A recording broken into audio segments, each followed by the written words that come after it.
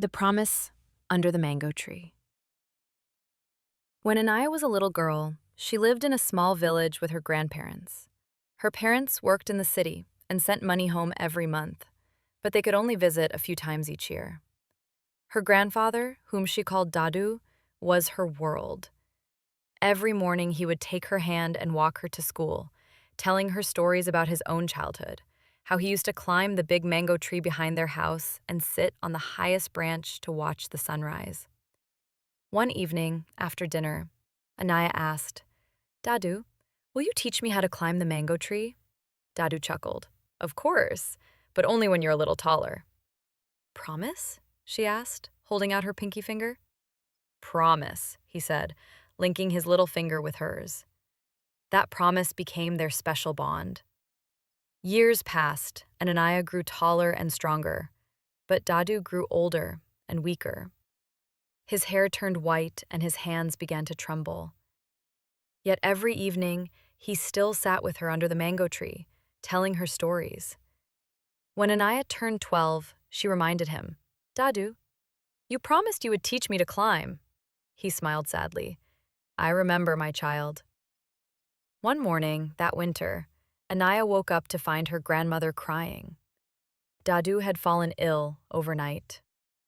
He lay in bed, struggling to breathe. She held his hand tightly as he whispered, "I'm sorry I can't teach you the climb, but promise me something instead." Anaya wiped her tears. "Anything, Dadu. Promise me you will keep learning, keep dreaming, and never forget the mango tree." "I promise," she whispered, her voice breaking. Dadu passed away that afternoon. In the days that followed, Anaya felt as if her heart had been hollowed out.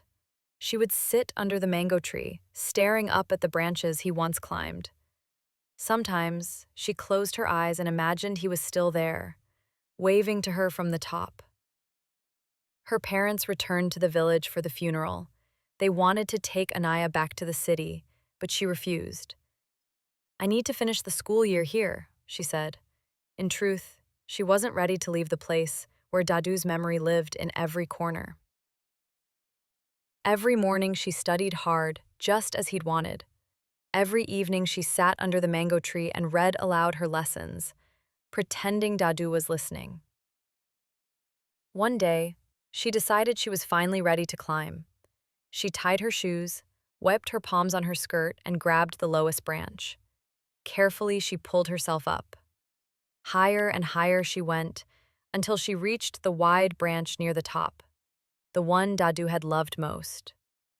From there, she could see the rooftops of all the village houses, the school playground, and the path Dadu used to walk with her.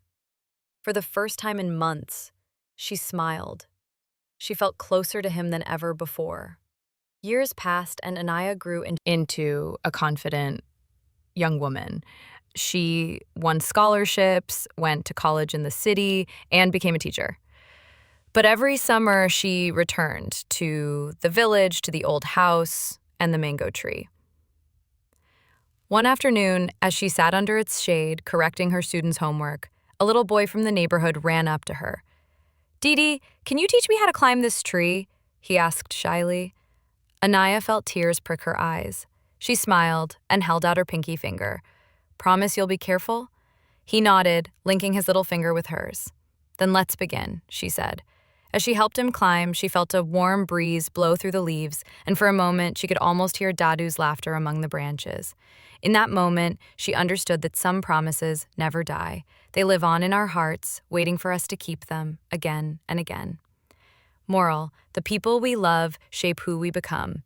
Even when they leave, their love remains, guiding us like sunlight through the leaves.